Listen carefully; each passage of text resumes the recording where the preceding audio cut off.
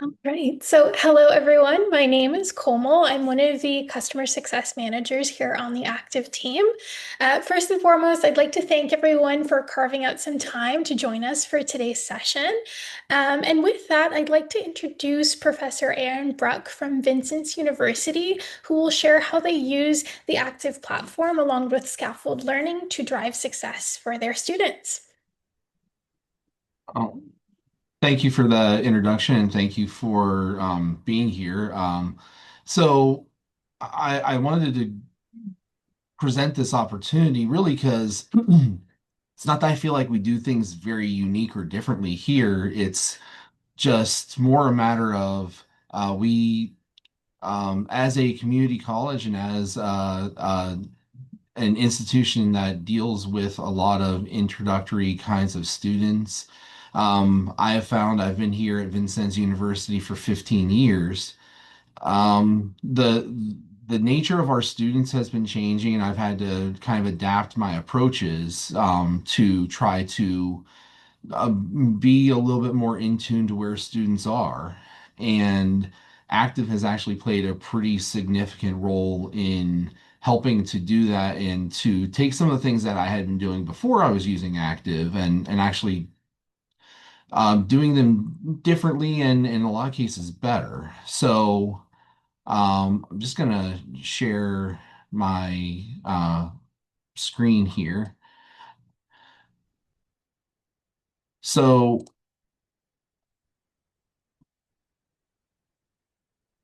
um, just a little bit about us, and so that everyone here has a little bit of a context from where I'm coming from. Vincennes University, we are a public open enrollment university. We're in southwestern Indiana. Vincennes actually is the first capital of Indiana, going back way to the territory days in the late 1600s. But one of the things that we have that is kind of unique as this institution is we are actually a mixed baccalaureate associates university. So we are primarily known as a public community college. We are one of two community college systems in the state of Indiana. But unlike our sister college, that is primarily in the associates realm and the associates realm only, we do have a little bit of both. Um, but we are completely open enrollment. And so we get a wide variety of students, not just in terms of ability, but age, background, kind of you name it. Now, the course that I'm going to be talking about for the majority of this time is my Chem 105 course. This is our General Chemistry 1. Now, prerequisites for that course, a student needs to have had high school chemistry. Um, they need to be in or have credit for college algebra, and they need to be eligible to take our Composition 1 course. Um, and one of the things that we will see is so because of our size, we probably only run about less than 200 students per year in General Chemistry 1 at Vincennes University. Um, but uh, one thing that we will see, one thing that we notice is that because of our size, everybody that's a science major has to go through General Chemistry 1. And so, as the primary instructor of that course, I see almost every science major in the building. And that does give me a little bit of an interesting perspective, let's say, when it comes to some of the things that we have to work with. And one of the challenges that we run into is that there's just a variety of experiences for what counts as high school chemistry around here. We see anything from full blown, wouldn't know the difference between high school chemistry and my Chem 105 class, to something that more closely resembles a physical science, but shows up on their transcript as Chem 1. We see a variety of math backgrounds and algebra readiness. We see a whole lot in terms of confidence issues. I think that's probably the biggest thing that I address in the early stages of the semester is just hearing, I can't do math. Math's always been hard for me. I don't like science. Um, And in a lot of ways, these students that are coming into my classroom are generally unprepared or poorly prepared for college. They come from environments where homework is not given regularly or at all. Preparation outside of class is something that they've never heard of. And so you drop them into what effectively looks like a majors level chemistry course in a lot of ways. They really get kind of shocked by it, especially in the early going. So, one of the things that we've had to do here at VU is try to address a lot of those concerns and trying to do it in a variety of different ways. One of the things that I feel like my job in this class is to help with students transitioning to college level science and college level courses in general. So one of the things that I've done is instead of having your traditional chapter assignments, we broke those traditional chapter assignments into smaller pieces. I call them now post lectures. And the reason they're called post lectures is they are assigned for in between class meetings, and they are designed to review the things that we talked about in class that day.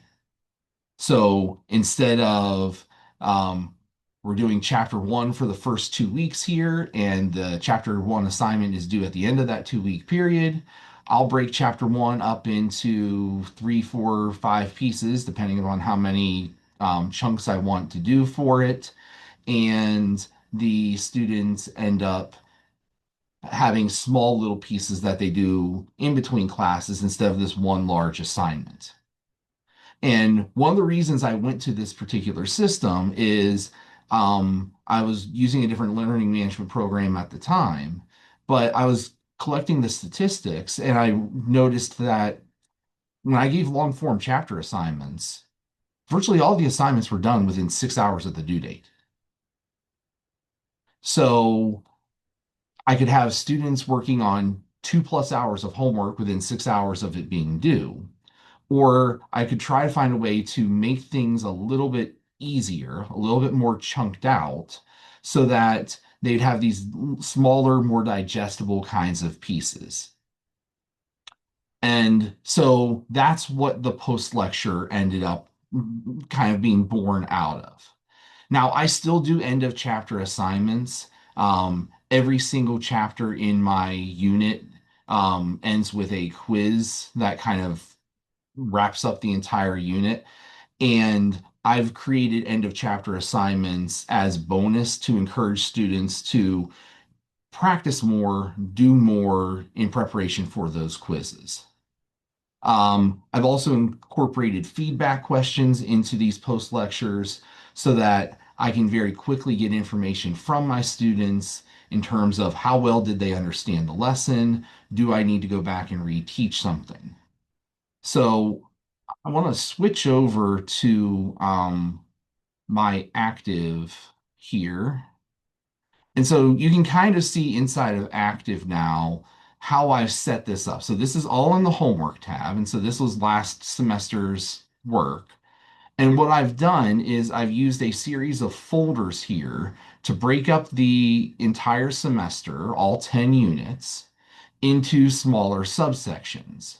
And inside of any of those given subsections, what you'll see is that there are individual assignments. Now, I've chosen to number them just to match up chapter and lecture. Um, but you can see that they're largely topical. So this one was all about matter.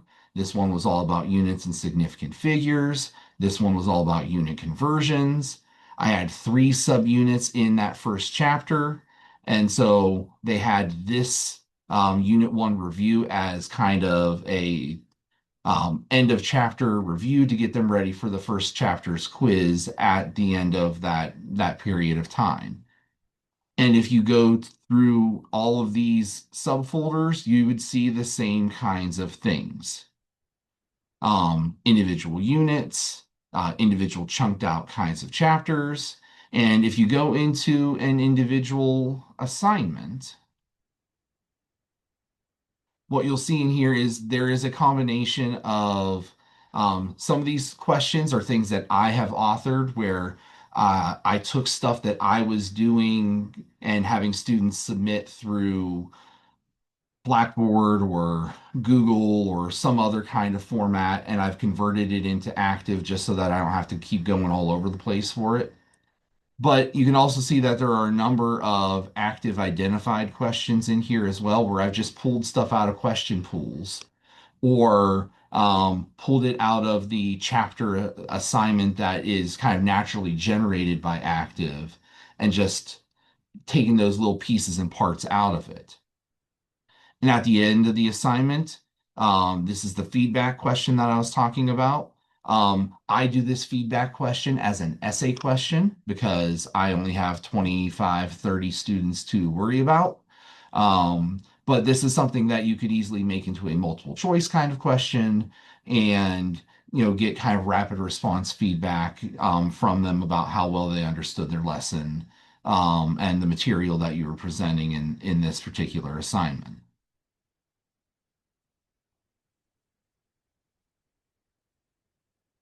So other things that I've noticed and things that I've used in Active, the readiness diagnostic, I've used that in a couple in more recent semesters. I have found that that has been really helpful. Kind of that's usually the first assignment that I assign. I try to get that one assigned and due in the first week so that I can help students to kind of identify when they have noticeable gaps. And if they're gaps that can be overcome, then we talk about strategies to manipulate that and to try to do something about that.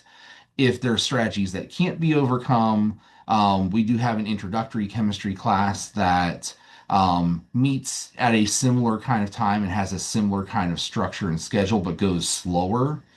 And we usually advise students to go in that direction so that they can build their foundation and come back to our general chemistry class the next semester and have a better chance of success. The other thing that I really like inside of Active is that the assignments are customizable. You saw an example of that in the one I pulled up. I have the ability to add questions of my own. I can take questions that exist from a variety of different test banks and um, different textbook publishers, and I can adjust things the way that I want them to do.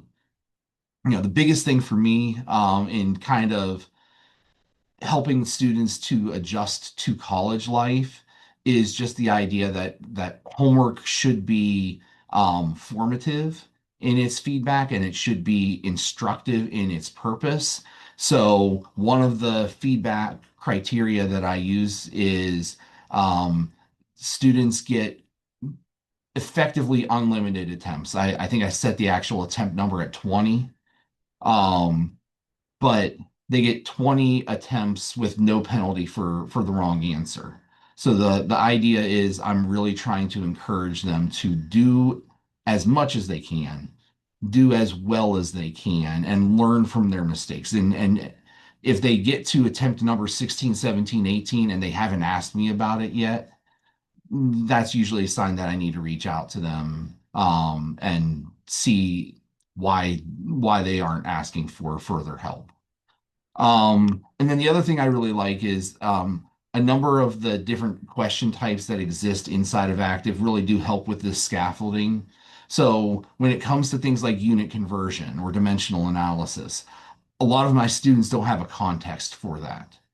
They might know how to convert between centimeters and meters, and do one step little things. But if we're asking them to do something a little bit more complex, having those kinds of question types where they can drag and drop and see how things cancel out and see the whole process is really, really helpful to them and helps them to build on their understanding and actually do better when it comes time for quizzes and exams.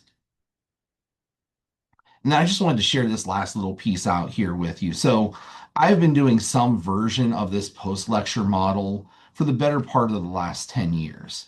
Now I've only been using Active for the past 3 years. I've been using other systems beforehand.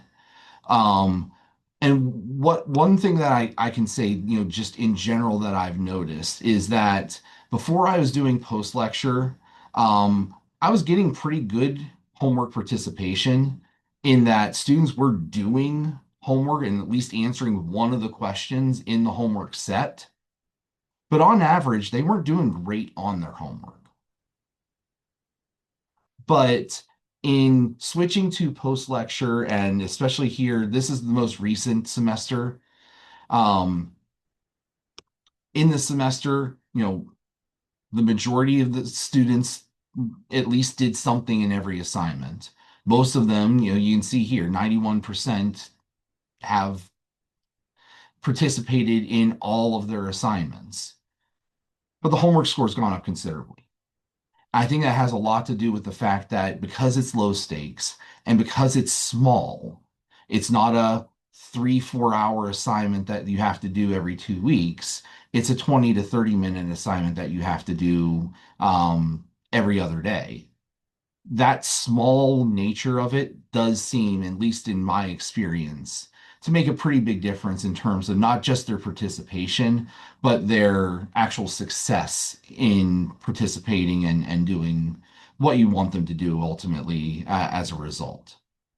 So I'll turn this back over to Kamal, and uh, we'll show you a little bit of how we do what I was just showing you. Yeah, that sounds great. Thank you so much, Professor Bruck, for that introduction there, especially to the scaffold learning piece. So what I'm going to do is I'm going to also share my screen and we are going to take a look at the Aktiv platform together. All right. Is everybody able to see my screen? Can I get somebody to shout out or a thumbs up? Okay, perfect. All right, so we are going to be starting in the Aktiv platform here. For the purposes of this session, I will mainly be sticking to the assignments tab here on the left-hand side. So as you can see, the assignments tab is broken up into a couple of different components. We have in class, we have homework, quizzes, Um, and practice. we're actually seeing a support article right now. I think you're Ooh, sharing a different window than what you're speaking to. I'm so sorry. Let me share my screen again and I will close that support article. No worries. We were seeing a screen and it had active on it, but it just wasn't exactly what you were speaking to. All right, let me go ahead and just move my screen here. All right, so this should be the right screen. How about now? Yes, looks perfect. Okay, Thanks. perfect. We're going to be taking a look at the Aktiv platform here. So for the purposes of this training, I will be mainly sticking to the assignments tab here. As you can see, it's broken up into a couple of different components. We have the in-class, we have homework, we have quizzes, and we have practice. So starting off in the homework tab here as a reference to Instructor Bruck's presentation, let's take a look at how we can build a homework assignment that is multiple parts or taking an existing homework assignment and then breaking it up into multiple parts for the students so that it is smaller, it's chunked, and it's spaced out in pace with the lecture. So the first step that I always recommend is for organizational purposes to create a folder. So on the left-hand side here, we're going to click new folder and you can decide however you want to organize your content, whether that's by chapter or by unit. So I'm just going to put in unit 1 here. Once this is done, we can start to build out our new activity here. So clicking on the new activity button in the center. And this is where you're going to build out your part 1 of the homework assignment. Starting off on the left-hand side here, we're always going to want to make sure that we give the assignment a title. So I'm just going to label this as homework part 1.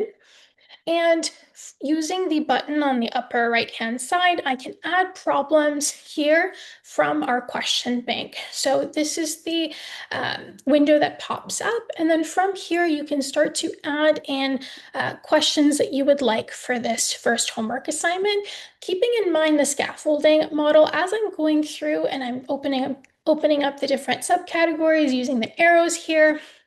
And taking a look at the different question types, you'll notice that we have a variety of questions here. We have multiple choice, numeric entry. There's a couple of other interactive questions as well. So since this is going to be part one, I'm just going to go ahead and add in a couple of multiple choice and numeric entry questions here, since students will just be starting off. Once that's done, I'm going to go ahead and click the Done button on the upper right-hand side. And from here, I also have the option to add a couple of problem pools. So using this button here, this will allow us to add problems into this pool. It's going to pull us back to the question tab. And the nice thing about having problem pools is that you're able to provide students with a variety of question options to practice from. So I've just selected the 3 questions here. And from the pool, one of the questions will be picked and assigned for each student. The other component that we also have is the show work option. So if this is toggled on, students will be required to upload an image of the work that they do for a numeric entry question, for example, and that will be able to show you kind of the insights on how they got to that answer.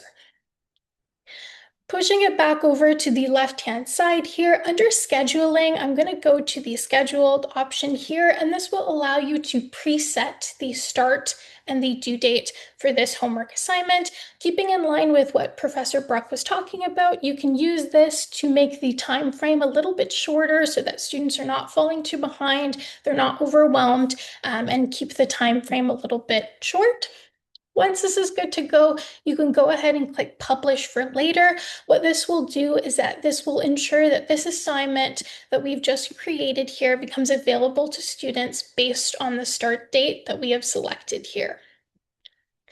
The other thing that you can also do if you're starting from an existing homework assignment or you're using one of our active homework templates is you can take the existing template and also break it down into smaller chunks for homework assignments for the students as well. So in this case, I'm just going to pick this assignment here, matter and energy. And the first thing I'm going to do is duplicate this assignment. Once that's done, you'll notice that the copy will appear at the bottom here. So what I'm going to do is click the Edit button. And this is going to allow us to customize this and break it up. So starting again on the left-hand side, the first thing we're going to do is give a title to this activity. So I'm just going to label this part 1. Same flow with the scheduling here. And then using the icons all the way on the right-hand side, you're easily able to remove questions using the icons, as well as the same Add Problems button to add more problems into this preset if you choose. All right, and then we can click Publish for later, and that will become the part 1 available for students as well. All right, so moving along as we continue to build on the knowledge with students, so they're going in after the lecture, they're going to complete these small homework assignments. We can also think about different ways to keep them engaged with the content. So within Aktiv, there are different modalities in which students can engage. Another one of those being in class. So let's take a look at the in class together as well. So again, we're starting off for organizational purposes with a folder. So I'm just going to go ahead and create a week 2 folder. And from here, I can start to build out my in-class activity. And hopefully you're noticing that the flow is very similar here. So we're going to give this a title. I'm going to label this week 2 class 1. And from here, I'm going to start to add some problems into my in-class activity. So taking into account if this is week 2 and I've already covered content from a previous lecture, one of the nice things about Aktiv as well is if we're going into Boyle's Law here, you'll notice that some of these questions have a little bit of a tag tied to them here saying previously used in class. So if you wanted to do a little bit of scaffolding and a check for your students to see if they still recall a little bit of the knowledge from the previous lecture, you can add the same questions as well in your current in-class assignment, as well as adding additional questions into the in-class assignment. So I'm adding in a couple of those previous ones. I'm going to add in couple of new questions as well. And I also want students to work with a dimensional analysis question here, which is one of our interactives. So I'm going to go ahead and add a couple of those in as well. And we can also take a look at what this question looks like together. So this is where students would be able to drag and drop the units and the numbers until they get to the correct answer. It'll provide students the opportunity to interact with the question a little bit more than just your multiple choice. All right, and they can show the answer here, and it will give them some feedback here as well. All right, once that is done and we've added all of our questions into our in-class activity, we're going to click done. And from here, we can think about the different modes for this in-class activity. So in Aktiv, we have two. We have one, which is simultaneous, and the second, which is staggered. So simultaneous is basically all of these questions become available to students at the same time. Staggered is basically the instructor is pushing out one question at a time when they choose. So if you're planning on doing something like, let's say, chunking, where you want to lecture for a couple of minutes, take a pause, push out a question, we can use our staggered mode here, and I can show you what that looks like as well. So once this assignment is good to go, I'm going to click Save for Class, and this is going to save it as a draft until I'm ready to use this activity. Once this is ready, I'm just going to go ahead and click the Start button here. And then from here, we are able to go ahead and you'll see here that we have the ability to push out the questions for the students. So if I've gone through a little bit of my lecture, I want to take a pause, I want to start super simple, and I'm going to push out one of these questions here. The nice thing about the questions as well is that you also get access to a histogram view. So this will show you the student responses as they're coming in. So, if students are coming from various knowledge backgrounds, various comfortable levels with their chemistry or their math, this will kind of help you kind of bridge that gap almost in real time as you're taking a look at the responses. You can pause, talk about the question, engage with your students. And that is the in-class component. Keeping in mind the theme is still scaffolding. So one of the other things that we can also do, as Instructor Bruck also mentioned, is take these different components and put them together as a practice assignment for students before a final assessment. So we have students engaging with the different question types. We have them engaging with the content at different times, some during in class, some after class. And what we can do is we can use our new function here, which is merge assignments, and this will allow you to take the questions from these different activities and put them together. So here we have our in class, so I'm just going to pull some of the questions from our class one. I'm also going to go to the homework, and I'm just going to pull some of the questions from the homework here as well. And you'll notice that on the right-hand side here, we have a summary of all of the questions that are being added to this assignment. And you'll be able to keep any of the question pools if you've set those up as well. I'm going to go ahead and then click Next. And then this is going to prompt us to apply some of the settings here on the left-hand side. I'm going to label this activity a practice exam. And instead of having this be a homework assignment for students, I actually am going to change this to a practice assignment. This will give students additional opportunity to practice, brush up on concepts while keeping it still relatively low stakes before an actual assessment.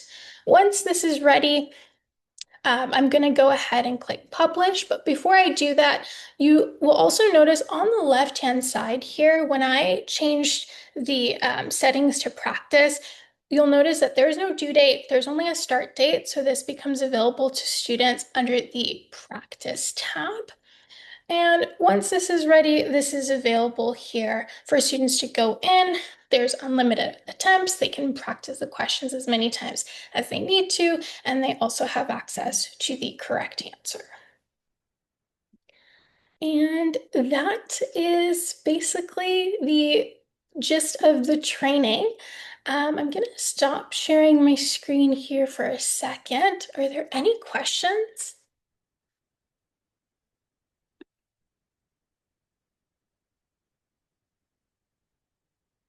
Okay, maybe I'll take the silence as a good sign.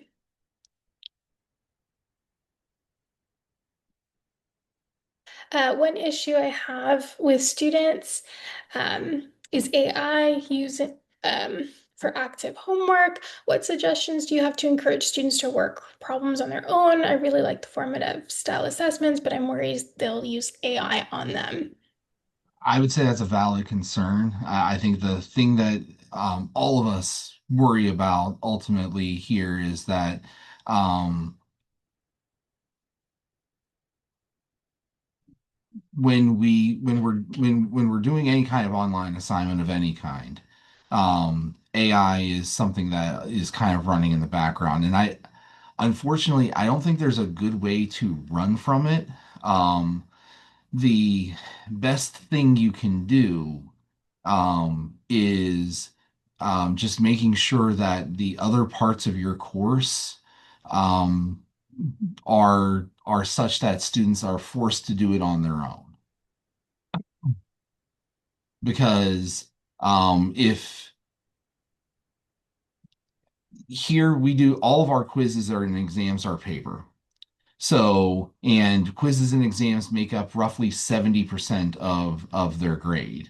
So, I think homework here is maybe 25% of the overall. So, if they don't do it themselves, if they do it on using AI, it comes out in the wash to us. As far as um, they're not going to be building the skills necessary to do well on the quizzes. They're not going to be building the skills necessary to do well on the exams. And so they may have 100% on the homework, but if they match that with 40% or 50% on the quizzes and exams, I'm going to end up seeing them next semester anyway. So that's been our largest deterrent has just been the way that we've structured our course weights is that you can't go in that particular direction. But I can see that there are options for monitoring the quiz. Um, but I don't know about the homework assignments themselves. It doesn't. I don't think it does. In the in as far as the homework tab is concerned. Let's see. Jenny's question about the feedback. Uh, so uh, the feedback question is something I made myself. I do feedback in a two-tiered kind of system in my class. I use a general multiple choice poll in class at the end of class. So as we are wrapping up the that day's lecture, I'll throw up a poll and it'll just basically it'll be it's a stoplight. Uh, Red means I didn't understand a thing. Yellow means I need a little bit of help. Green means I'm good to go. And I can flash that up. They can answer it in 30 seconds as they're leaving. And it gives me an idea of where they are kind of as they're exiting the room. You can do that in active with a poll question or a multiple choice question. The problem is that active if you use multiple choice, it forces you to have a correct answer. And I had a lot of student feedback that came back and said, I did not choose the answer you chose. So I kept choosing until I got the right answer. And so I'd get 100% of all the students give me one answer and it wouldn't tell me anything. So I switched to the essay style because I don't have so many students that I can't quickly read through 30 one sentence responses in between classes. And so that's the direction that I've gone there. Um, as far as the LMS component, yeah, the bonus, since Active does not do bonus questions, I had to create a separate column in Blackboard in our learning management system and manually export those there into a column that was worth 0 points so that the students could get bonus. It's a little bit of an inconvenient extra piece of work, but um, the flip side is I get a lot greater involvement with my students as far as students doing the extra work and getting the extra practice.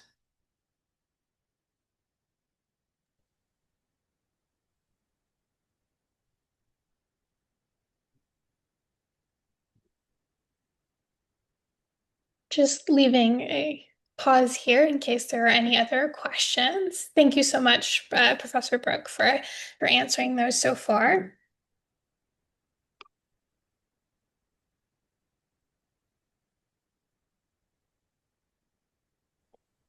All right. Very good. Thank you, everyone, for coming today. And thank you, especially Professor Brook. Love to hear your experience, and thank you for sharing it today. Hope everyone has a great summer, and we hope to see you on our next session next week, and we have two coming up in July.